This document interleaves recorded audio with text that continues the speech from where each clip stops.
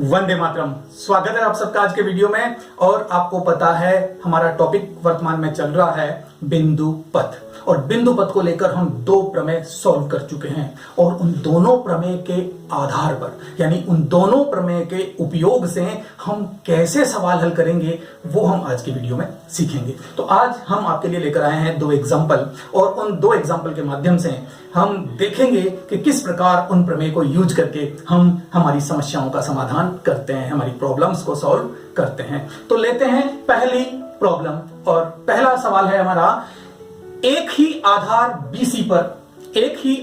BC पर तीन समद्विबाहु त्रिभुज हैं। ये रहा हमारा आधार BC, और इस BC पर तीन समद्विबाहु त्रिभुज हैं PBC और QBC तथा RBC। ये तीन समद्विबाहु त्रिभुज है। समद्विबाहु त्रिभुज का मतलब हो गया जिनकी दो भुजाएं समान है। इस QBC में QB और QC समान है, PBC में PB और PC समान है, और RBC में RB और RC समान है। अगर एक ही आधार BC पर ये तीन समद्विबाहु त्रिभुज हैं तो हमें सिद्ध करना है कि PQR संरेख है। ये हम सिद्ध करेंगे। और कैसे सिद्ध करेंगे? इसको सिद्ध करने के लिए हम लेंगे हमारी पहली प्रमेय 10.1। और प्रमेय 10.1 क्या कहती है आपको याद होगा। तो देखिए प्रमेय 10.1 क्या कहती है, दो बिंदुओं से, ये दो बिंदु अगर BC हैं तो इनसे समदूरस्थ बिंदुओं का बिंदुपथ यानी समान दूरी पर स्थित बिंदुओं का बिंदुपथ, P समान दूरी पर है क्योंकि समद्विबाहु त्रिभुज है, Q समान दूरी पर है क्योंकि समद्विबाहु त्रिभुज है, और R भी समान दूरी पर है B व C से क्योंकि समद्विबाहु त्रिभुज है। तो जब ये तीनों समदूरस्थ हैं तो प्रमेय कहती है कि दो बिंदुओं से समदूरस्थ बिंदुओं का बिंदुपथ उन दोनों बिंदुओं को मिलाने वाले रेखाखंड यानी कि BC का लंब समद्विभाजक होता है। और लंब समद्विभाजक ये रहा। अब आप एक बात तो जानते होंगे, क्या कि BC का जो लंब समद्विभाजक है, कितने लंब समद्विभाजक हो सकते हैं? देखिए किसी भी रेखाखंड का केवल और केवल एक लंब समद्विभाजक हो सकता है, और वो लंब समद्विभाजक क्या है? L, यानी कि एक रेखा।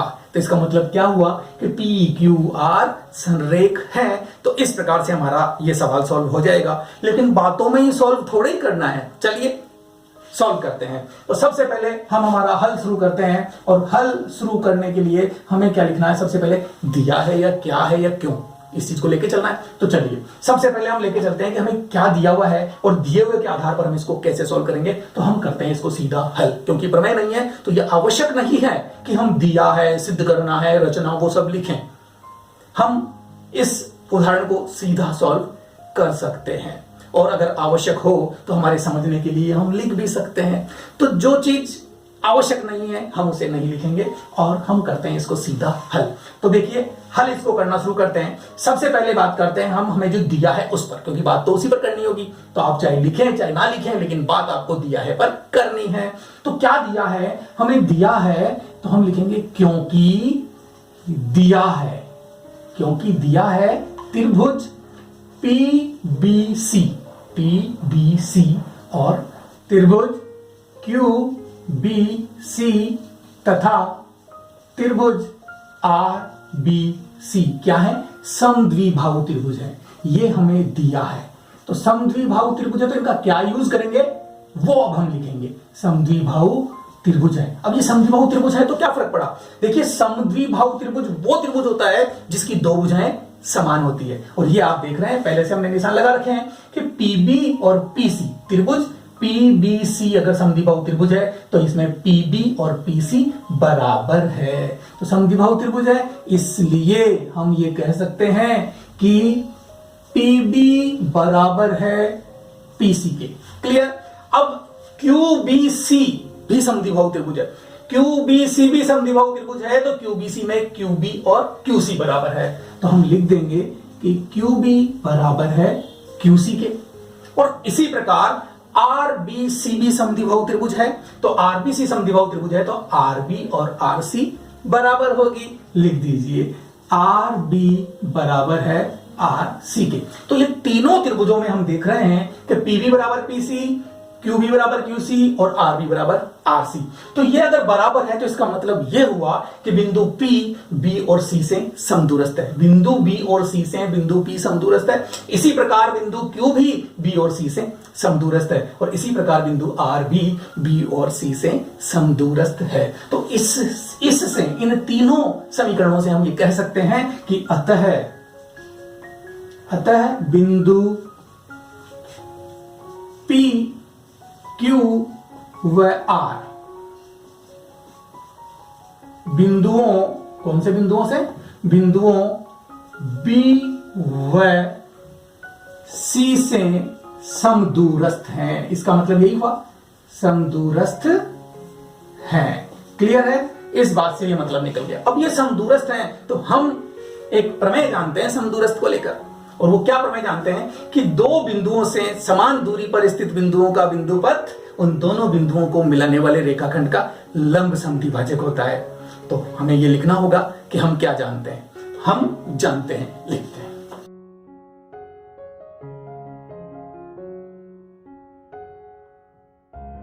हम जानते हैं कि दो बिंदुओं से समदूरस्थ बिंदुओं का बिंदुपथ उन दोनों बिंदुओं को मिलाने वाले रेखाखंड का लंब समद्विभाजक होता है। अब लंब समद्विभाजक होता है तो इस बात का क्या मतलब निकलता है? इस बात का मतलब यह निकलता है कि ये जो PQR बिंदु B व C से समदूरस्थ हैं तो ये बिंदु B व C को मिलाने वाले रेखाखंड यानी कि BC के लंब समद्विभाजक पर स्थित होंगे।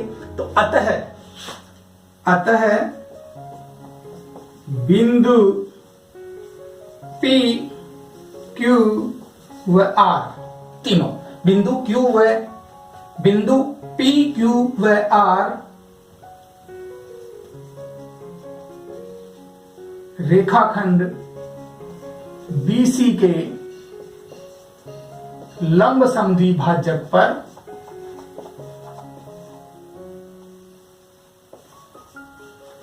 स्थित हैं। लंब समद्विभाजक पर स्थित हैं। अब मेरे पास यहां जगह कम है तो मैं थोड़ा सा इरेज करके लिख दूं। क्लियर है? ओके।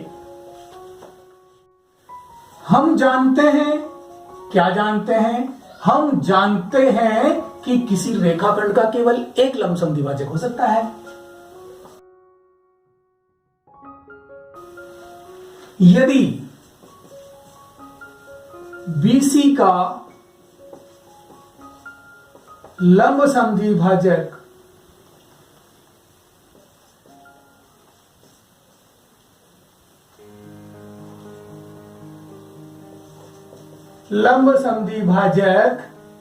रेखा L है, यदि BC का लंब समद्विभाजक रेखा L है तो हम ये कह सकते हैं कि जो PQR BC के लंब समद्विभाजक पर स्थित है। तो इसलिए बिंदु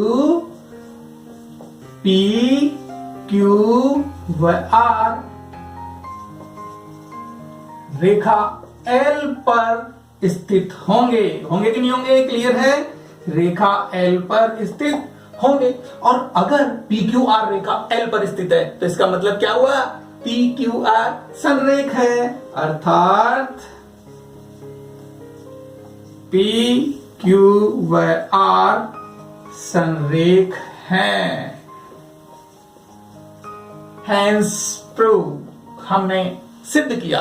देखिए, ऐसा हो सकता है कि मैंने आपके लिए यहां कुछ ज्यादा लिख दिया हो, लेकिन मेरा एकमात्र उद्देश्य है कि आपको ये चीज अच्छी तरह से समझ में आनी चाहिए। और जब भी आप इस सवाल को उठाकर देखें तो आपको इस सवाल को पढ़ते ही, इसके हल को पढ़ते ही आपके सारी चीज क्लियर हो जाए। और अगर ऐसा जवाब हम देते हैं तो फिर क्या सामने वाला हमारा नंबर काट सकता है? नहीं काट सकता। इसलिए जवाब हमेशा ऐसा देना चाहिए कि सामने वाला हमारे नंबर नहीं काट सके।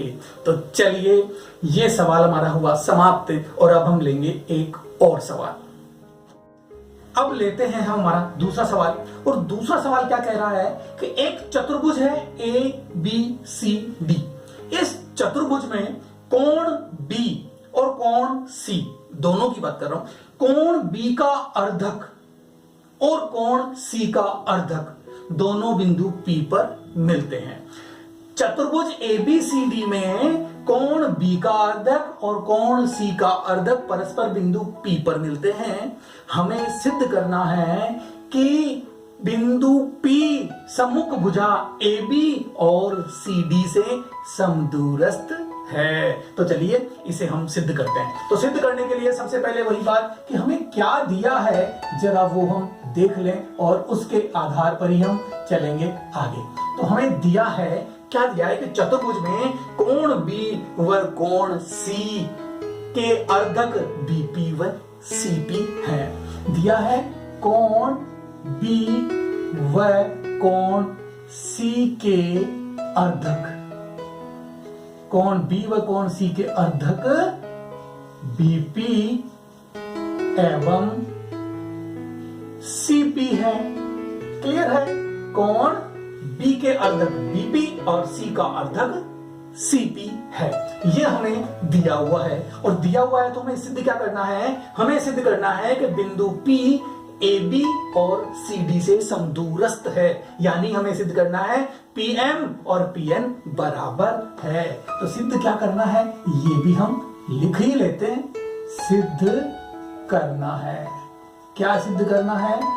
सिद्ध करना है कि PM बराबर है PN के, ये हमें सिद्ध करना है। तो चलिए हमारे सवाल को हल करना शुरू करते हैं। लेकिन आपको ये लाल रंग में दिख रही है लाइन, हमने क्या किया ये कर लेते हैं रचना। हमने यहां रचना कर ली और रचना में क्या किया है? हमने बिंदु P से BC पर लंब, क्या है लंब का नाम? PL, लंब PL खींचा।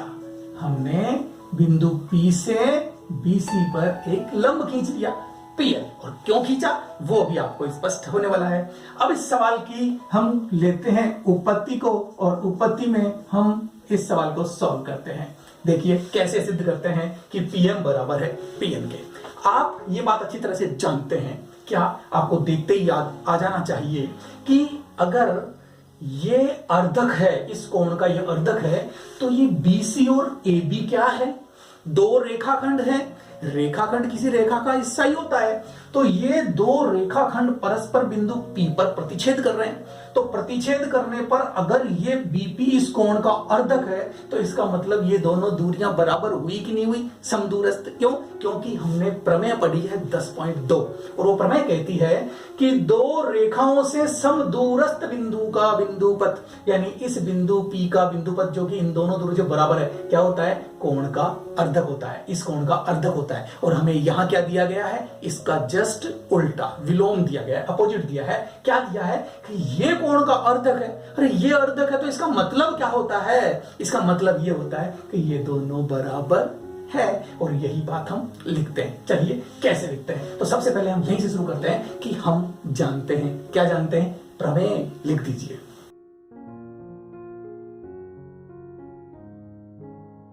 हम जानते हैं कि दो प्रतिच्छेदी रेखाओं से समदूरस्थ बिंदु का बिंदुपथ दोनों रेखाओं द्वारा बने कोण का अर्धक होता है। अगर ये दोनों रेखाएं हैं तो समान दूरी पर स्थित बिंदु P का बिंदुपथ इस कोण B, दोनों रेखाओं द्वारा कोण कौन सा बना हुआ है? B के अर्धक पर स्थित होगा। अर्थात इसी बात का हम ये मतलब निकाल सकते हैं, यानी कि ये बात भी सत्य है, इस प्रमेय का विलोम भी सत्य है कि अगर दोनों रेखाओं द्वारा बने कोण का अर्धक है, ये BP अर्धक है, तो अर्धक पर स्थित प्रत्येक बिंदु इन दोनों रेखाओं से समदूरस्थ होगा। तो हम यहां लिख सकते हैं अर्थात अर्धक का प्रत्येक बिंदु दोनों रेखाओं से समदूरस्थ होगा। दोनों रेखाओं से समदूरस्थ